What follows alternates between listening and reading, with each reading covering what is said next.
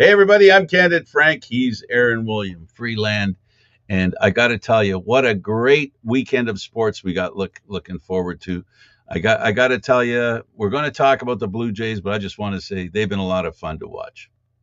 They definitely have. They've won several series in a row now. They've won something like 8 of their last 9 games or something redonkulous like that. They've been putting on a really good show. I think they're doing what most Toronto teams do at this point of the season, and that's sell their fans hope, especially for the playoffs. Well, they've had a wee bit more success than the other Toronto franchise. Fair, especially recently. They've had more success, and the genius or luck, whichever, making the moves they made at the deadline. It's amazing trading for tomorrow. Selling, being sellers and buyers, and they were both. And it's funny, but the chemistry that this team has now, prior to the trade deadline, is totally different. I'm gonna turn off this phone. 200 meters, turn right because it's telling me how to go somewhere, but I got nothing to. Where's the power button? There it is. There. My goodness. There. Turn the phone off.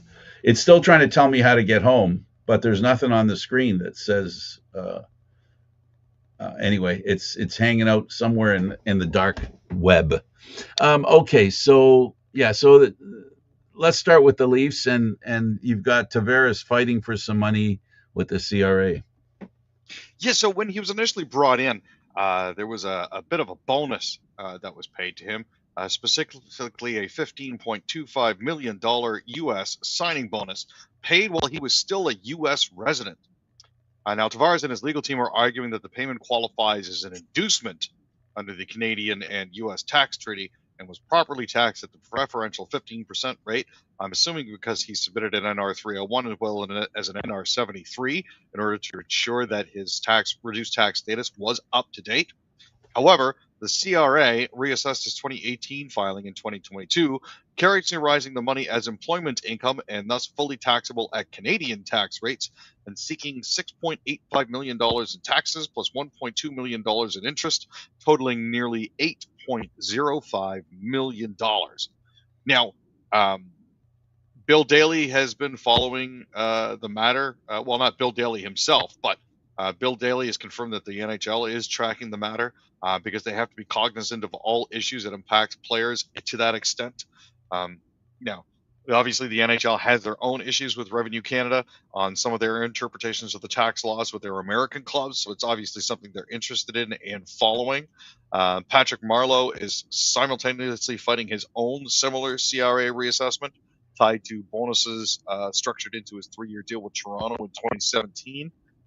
So it's one of those situations where, nobody's going to be happy at the end of the day because somebody's not getting their money. Realistically speaking, if it is technically considered income as opposed to an inducement, and NHL teams have been known to front load contracts by paying bonuses at the start of each year, thus reducing the actual monies that the team has to pay out over the course of the regular season, even though their cap hit remains the same. So this is one of those things where the CRA is saying, well, we know how you guys work. This is our interpretation of what y'all did. And the NHL is like, nah, it's completely legitimate and above board. So what we have here is, that whack-a-mole thing. That, but more or less, it's the shell game, right? Yeah. I put the money here, and nobody has to know it's here. Somebody finds out it's here, and that somebody says, I deserve a cut of that, right? And then no, that's under this shell here. It's not something that you get money for. It's money's a shell game, and it's basically an argument over what that money is. And the same thing happened in the U.S. election, which is interesting, and that is no taxes on tips. So in essence, you could say a company could purchase something and then say, well, $2 million of it was a tip. So there's no tax on it, right? So, um, yeah, there's constantly looking. Those that have money and those that have lots of money can afford lawyers that can help them not pay taxes. Where do we stand in this, Aaron? We're just standing on the sidelines going, I wish I had 8 million that I could ask to have back. Um, Yeah, I mean, it'd be nice if I made enough money that Canada Revenue wanted $8 million of it. so I wouldn't mind a piece of that action, to be honest with you. Leafs reportedly interested in a Rangers forward. Which one and why? So, according to Kyle Andrew, who's a host of the Toronto Sports Rush podcast, the Maple Leafs could actually be looking to acquire Taylor Radish. So there's a rumor going around right now that they could be eyeing him from the New York Rangers. Now, for those of you who aren't familiar, Darren Radish is Taylor's brother. So they're looking to bring the brothers back together here. Now, Taylor has actually signed a 2-year, $3 million contract. He played in 68 games for the Rangers during the 25-26 season, had 9 goals, 10 assists, and 19 points. We're averaging 11 minutes and 51 seconds in a bottom 6 role. As you know, Darren signed an 8-year, $68 million contract at the Maple Leafs after a breakout season, in which he had 22 goals, 48 assists, and 70 points. I find it interesting that this is very similar to the Morgan Riley situation, because he had a breakout season where he had 72 points, and the Leafs immediately locked him up to a long-term deal for a lot of money that doesn't appear to have panned out yet. But yeah, there's the thinking that bringing the brothers together could potentially help. I'm curious as to see if the Leafs are pursuing it in the same way that they were doing it when they brought in William Nylander's brother Alex to play with the Marlies. That was to a bring bit the family different. together. Right? That was a bit different. That was a guy that wasn't honestly of NHL value. So all that happened is that the Leafs got a minor leaguer, but that minor leaguer lives in his brother's house. Exactly. Together, right? So it's a great way for them to sort of keep each other level. Yeah, and I mean, his brother gets to live at a better lifestyle. With I assume they live pretty good, knowing the contract that Nylander signed. So good for them. Why Sissons chose the Leafs? You have that? It's one of those interesting things where he said when they interviewed him, he said, it was tough to pass off the opportunity to join a Maple Leafs and the fact that they're overhauling their roster, because that makes it a challenge. So he signed a deal with the Leafs for $4.25 million per. He's the sort of person that you would have figured what other teams would have had an interest in. He's 32 years old. He's played 756 regular season games in his 12-year NHL career. He's got 2 Stanley Cup final appearances, and he's a specialist in the faceoff dot and on the penalty kill. At the end of the day, he decided to take his talents to Canada and to Toronto, which represents a homecoming of sorts, because at least he's playing in the country of his birth. Because he was born in Vancouver, just on the wrong side of the country, at least according to some. But yeah, when they asked him about it, he said, it was really an opportunity to see what I could do and take a look at some of the challenges that were ahead, and he's chosen to embrace that. So he's very happy with his decision. Let's talk Canadian tennis, and let's start with Shapovalov. So I don't know if you recall an experiment. But a few years back, they were trying something called the World Team Tennis. Now, yeah, Denis Shapovalov was named to the Toronto North Racket Club on Thursday as the Mixed Gender Professional Tennis League outlined 3 of its teams and their star players when it restarts this December. Jessica Pegula will represent the New York Empire, and Tommy Paul will be a member of the Florida Flamingos. The goal apparently has been always to modernize WTT's incredible legacy and reshape their brands to create something as cool as it was back in the day. Obviously, tennis's popularity starts with the best players in the world, but has always extended well beyond the court into lifestyle and culture. Shapovalov, with the club that he's been named to, has a personal connection there.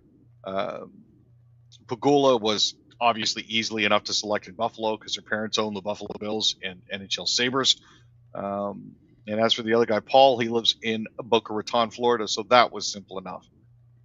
Now, the WT was actually originally founded by Billie Jean King back in 1974, right. For those who don't know. Elton John wrote and a song for her and her team. Yeah, and it was originally around from 1974 to 78. The second version ran from 1991 to about 2021 when play was suspended because of the COVID-19 pandemic, and then it just sort of fell off from there. But they're trying to revive it, so it should be interesting to see how it goes. Yeah, he wrote a song called The Philadelphia Freedoms, which they used as their theme song. Nice. In that tennis group. All right, let's talk about Magloire, a Canadian. Actually went to the same high school I went to. Great player. Tell us about what's on his agenda. So the Canadian Basketball's Hall of Fame class of 2026 is Jamal Magloire, former Carleton Ravens men's head coach Dave Smart, Olympic flag bearer Miranda Ayem, as well as several others. Magloire played 12 seasons in the NBA and was the first Canadian to suit up for the Toronto Raptors when he joined this team back in 2011. He was an All-Star in 2004 with the Memphis Grizzlies. He served as an assistant coach with the Raptors during their championship run in 2018-19 and is currently vice president of the Scarborough Shooting Stars of the Canadian Elite Basketball League. Dave Smart transformed Carleton's men's program into a dynasty. The Ravens won 13 U Sports championships under his watch. Ayem was a captain of Canada's senior women's national team and was the country's co-flag bearer along with rugby sevens player Nathan Hirayama at the Tokyo Olympics in 2021. There's also Michael Meeks, Anna Stamberger, Dan Meager, and Teresa Kleindienst, as well as Coach Peter Doc Ryan, Janice Deacon, and Dr. Andrew Pipe. Now, those are the 10 members that are going to be enshrined at a ceremony in St. Stephen, New Brunswick later this year.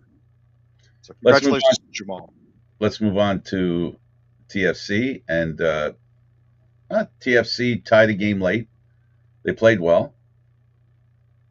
Yeah, not a lot going on in the middle of the game, unfortunately. But Nicholas Dortch was signed via transfer from Germany's FC Heidenheim. Got a late one to lift TFC into a 3-3 draw against Charlotte on Wednesday, just 4 days after notching a highlight reel game winner in a 2-1 win over New England. He actually fired the ball in from about 25 yards out in the 90th minute, which was all they needed.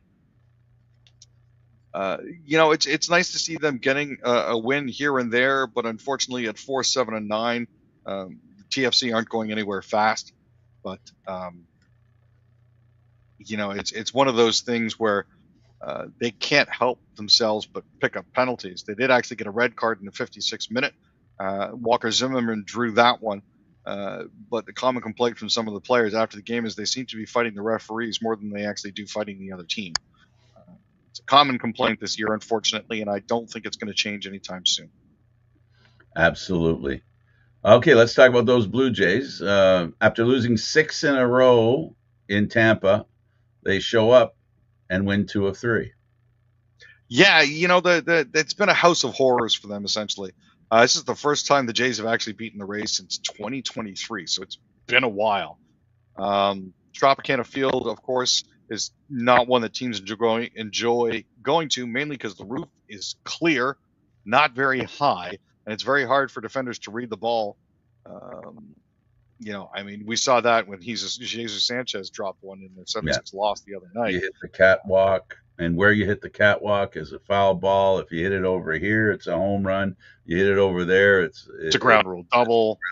Double. Yeah. Is it fair or not? Don't know. Well, let's project if it would have been fair.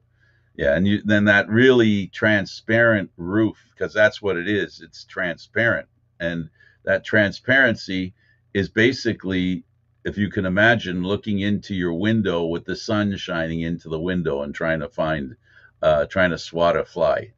You won't be able to see it. You won't succeed.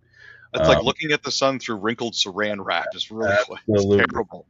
And distracting as heck. But the Jays did the best they could, and the best they could was win 2 of 3, score 20 runs in Tampa. This team couldn't put 20 runs together in July. Yeah, and to come up with the 10 runs in a game the other night and then another 5 here is one of those unheard of sorts of things. Yeah, It's good for them. They're looking good. I yeah. like what the organization's done. I like that they made changes on the fly, and they brought true meaning to the hope of many fans of teams that say the word rebuild, and it scares the bejesus out of fans because we're going to play like crap for a couple of years. You don't mind, do you? Of course they do. Of course they do. And so yeah, so they're doing a good job of being competitive. I don't think there's any question. This part of the schedule after they play the Yankees. These 3 games are playing the Yankees today, tomorrow, and the next day.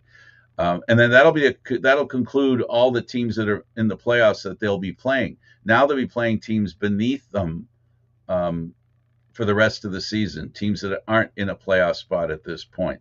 So, odd speaking, Aaron, they've got a good shot to make the playoffs. It's entirely possible that they might be able to sneak their way into the second wild card spot.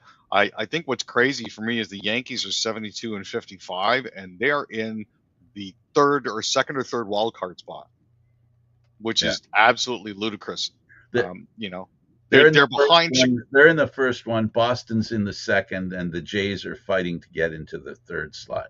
And the thing is, they're in the fourth spot, but their record is better than Chicago and Houston. But the only reason those 2 teams are ranked ahead of them is because of where they're finishing in their division, which to me doesn't seem like you're getting the best bang for your buck when it comes to teams in the playoffs. It seems like you're trying to appease owners. Your point is very simple. What you're saying is the Eastern Division of Major League Baseball in the American League is a killer division. You know, the Jays were, it wasn't long ago, they were in last place in that division. But I mean, at least that makes sense. You know, I mean, in the National League, you've got the Brewers at 79 and 49, the Dodgers at 77 and 51, and the Braves at 75 and 53. The first wild card is 74 and 54, the Chicago Cubs. At least that makes sense. Well, they've got more of a separation in the standings than the East does, right? The East is far more middle heavy equal heavy or whatever. In the middle of the best teams, the average teams, there's a lot of them that are in the same place. And you can tell by the battle for the wild card. I mean, there's 6 teams, legitimate 6 teams that could take the third spot. So there's 7 teams fighting for one spot. And they're all like a game and a half, separated by like a game and a half or something silly like that. Last time I looked, ridiculous. Yeah, it's amazing. Ridiculous. All right, so the Jays get best news they could get. Vladdy on the mend as they go to play the Yankees. Yeah, so Guerrero was actually in Single A Dunedin on Thursday as part of the process of working his way back from the concussion list. He was 1 for 1 with an RBI double and a run scored, as well as 2 walks. So he appears to be able to see the ball. It doesn't seem to be that much of a big deal. I mean, obviously the hope was Guerrero would make an impact in Single A. After all, a guy making $500 million should, even if he's returning from injury. So at least there's that to look forward to. The real task really was to get him back into game action and see how he responded after progressing through baseball activities earlier in the week. With an RBI double in his first plate appearance, that obviously indicated, hey, something's going all right here. So Saturday could be the day where we see him back in the lineup. He was unfortunately hitting .263 with 7 home runs and 46 derbies through 115 games this season. His power production had taken a significant dip in comparison to what the team is used to and had come to expect. So hopefully when he comes back, he'll be able to see his way through it and perform a little bit better. Jays have a bullpen day with Fluharty starting for the bullpen pitchers. in the game Yeah. against the Yankees tonight. The good news is Toronto's relievers are well rested for their bullpen day. Only Spencer Miles and Louis Varland pitched in the 5-1 win over the Tampa Bay Rays last night. So this is a chance for the Jays to test their mettle against the New York Yankees, who at 72 and 55 hold the top wild card spot in the American League. Toronto's half a game back. So it's going to be interesting to see, excuse me, if they can pull it off. You're welcome. This is Flu Hardy's fourth start this season. He actually has a 3.71 ERA with 56 strikeouts over 51 innings pitched. So it'll be interesting to see how it goes. Preferred reliever starter. They're starting reliever. Just starting reliever, exactly. Let's talk about the Raptors, and we've got that trade still unclear. Yeah, now, the first major break in the NBA's investigation into the LA Clippers and Kawhi Leonard, in particular, with the dealings of Steve Ballmer, having a tough tongue day today, Frank. It was found that apparently ESPN said that Clippers owner Steve Ballmer was not found to have directly funneled money to Leonard through an endorsement deal with Aspiration. However, that doesn't necessarily mean things have cleared up. ESPN's article reported that Ballmer may have been free from any direct financial wrongdoings, but there's still an unanswered question as to whether or not the Clippers broke any other kind of rules about making an introduction between Clippers and Aspiration, who are a team sponsor as well. ESPN's Baxter Holmes recently spoke about the issues surrounding the trade and the unknown factors that are still holding it up, but said that they do expect to have a little more clarity sometime soon. On the tail of this was apparently a wild rumor that had Steph Curry coming to Toronto as part of a $350 million deal with another team. I don't put much stock in it because Steph Curry is going to be a warrior, a Golden Gate Warrior for life. So it's unlikely that he's going to be coming here, but it's fun to see some of the rumors that are swirling about the Raptors. Well, he started playing basketball as a young boy on the Raptors practice floor. Yeah, when his father played for the team. Yeah. So he knows the community real well. Let's talk about the Canadian Football League and the Owls. They put the boots to the Red Blacks. That was a curb stomping. Oh my gosh! I tried watching it. Oh, and it started so well. And soon as the fumble happened, the game went south on the Red Blacks. Once they made one mistake, it was here we go again. It seemed to me mentality.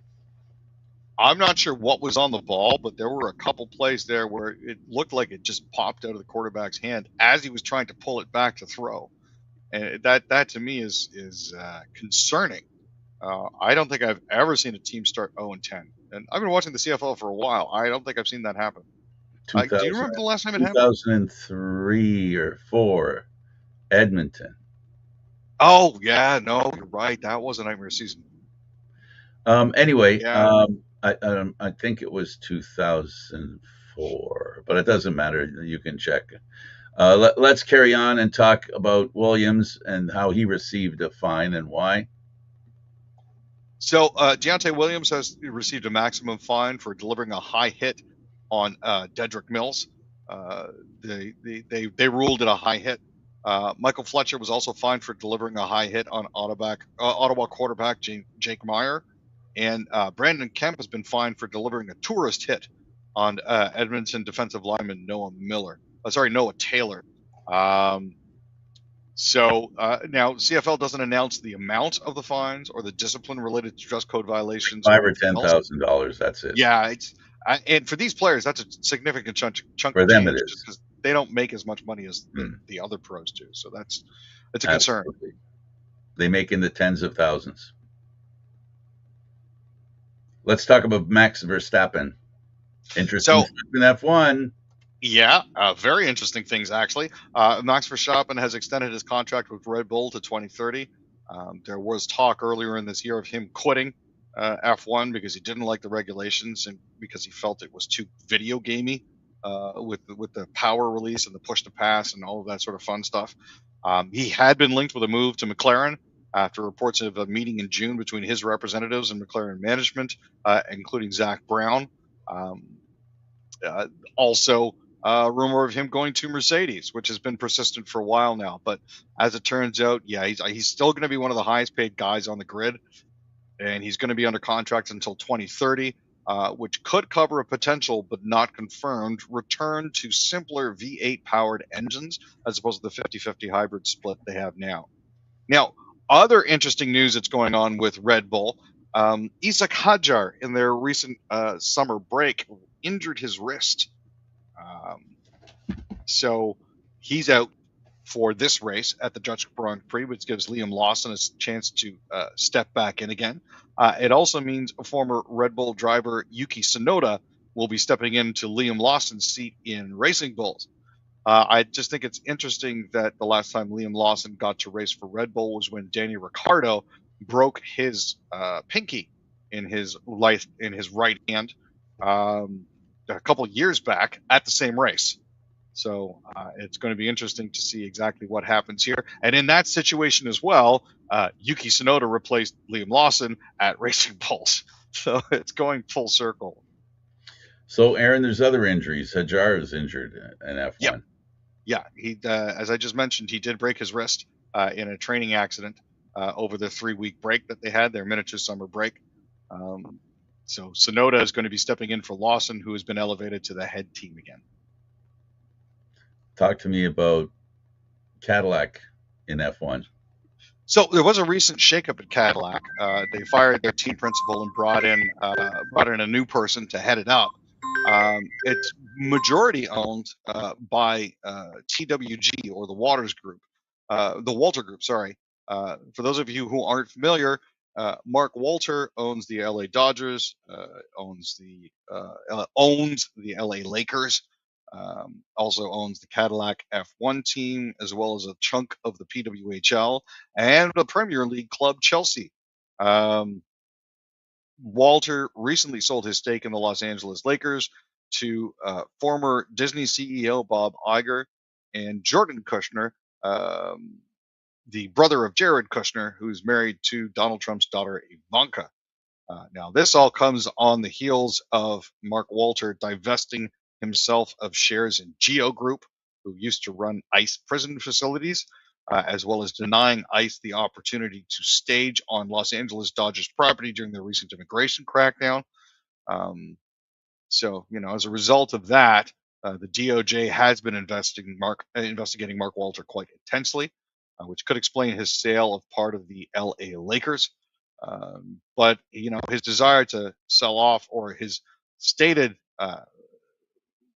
public rumors, to sell off parts of Premier League club Chelsea, as well as potentially parts of the Los Angeles Dodgers, and even his Cadillac F1 team, have all been categorically denied. But we'll have to see how this goes. Absolutely. Talk to me about the Marlies.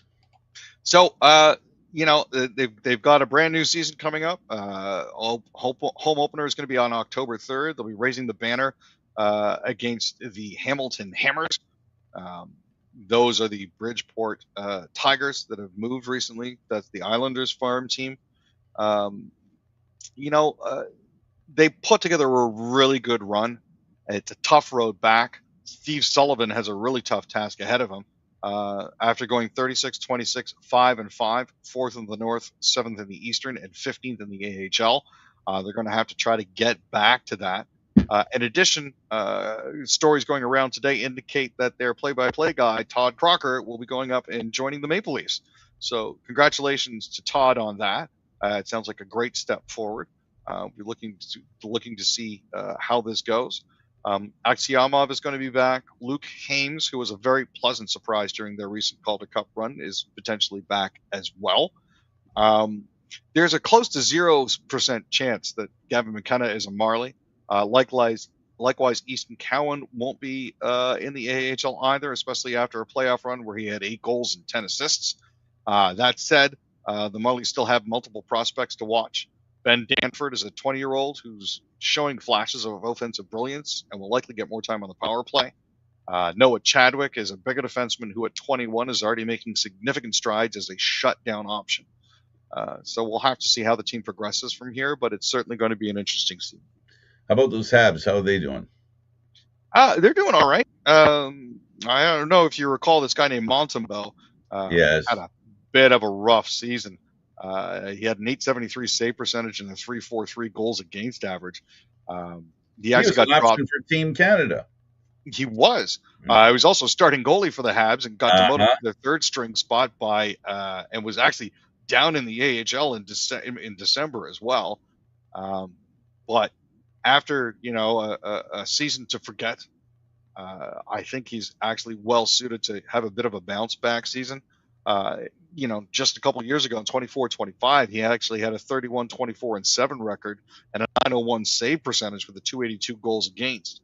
So he's also had save percentages of 901 or better in each of his 3 seasons before last year's absolute disaster. So he's got extra motivation to get things back on track. He's entering a contract year, and it's a pending UFA.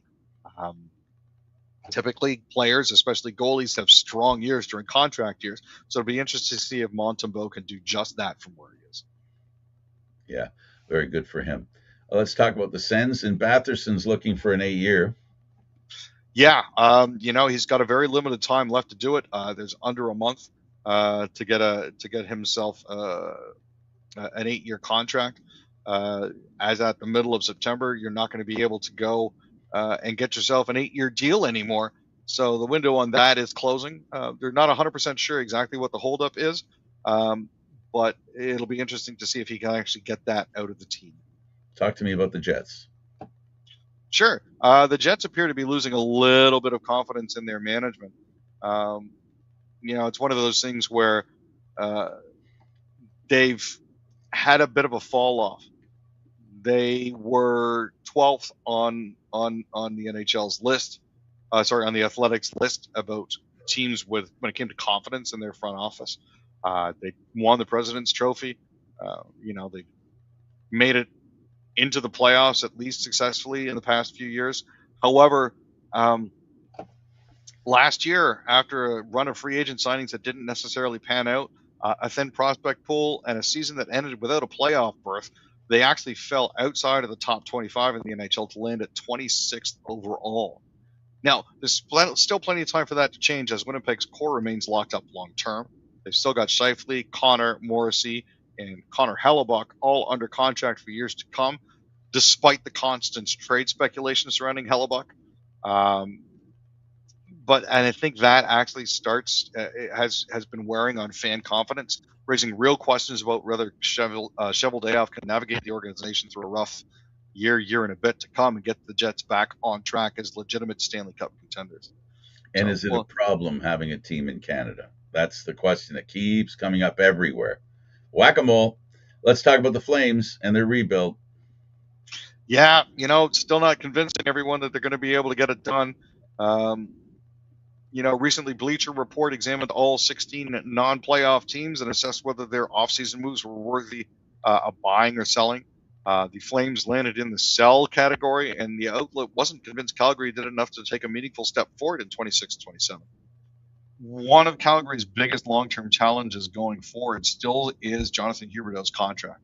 He's carrying a $10.5 million cap hit through 2030-2031, making him the highest paid player on a rebuilding roster that could once again find itself in the NHL draft lottery. Moving Huberdeau is going to be extremely difficult without retaining salary or attaching significant assets, and his contract still limits Calgary's flexibility. Connor Zary and Zach Whitecloud have also surfaced in trade rumors. If either player is moved, Calgary could continue reshaping its roster while creating opportunities for younger players management believes can become part of the club's long-term core. More importantly, the Flames really need to support Dustin Wolf. After emerging as one of hockey's top young goalies, Wolf spent last season backstopping a team that couldn't shoot straight, and that's got to weigh on you. Add in the fact that the Saddle Dome is scheduled to close following this season, barring a playoff run that extends its NHL life beyond the regular season finale. It's one of those things where they're in a difficult situation all around. I'm not sure if they'll be able to pull it off. Yeah, no kidding. Well, it'll be an interesting weekend. This weekend will be great. A weekend that maybe can find the Jays cementing a position in the playoffs. News about the Leafs, and it looks like Riley's going to be with the team. He's going to be playing with the team. I think there's an inbuilt good thing for him because he won't be 1 or 1A. He'll be 2A or 2B, and if he's 2A, then he can be a more effective defenseman because the people that he's going to be up against aren't going to be line number 1 or the most dangerous players on the ice. So maybe that'll help him because that's the way depth works, right, Aaron? So maybe he'll look good in that position being a 2A or 2B. Well, whether he's a 2A or a 2B, it remains to be seen. And we'll figure it out, right? Exactly. All right, thanks for doing this, Aaron. Thanks, Frank. He's Aaron William Freeland. I'm Candid Frank Stanishi. Thank you for watching. See you again next time. Have a great weekend. Enjoy the football.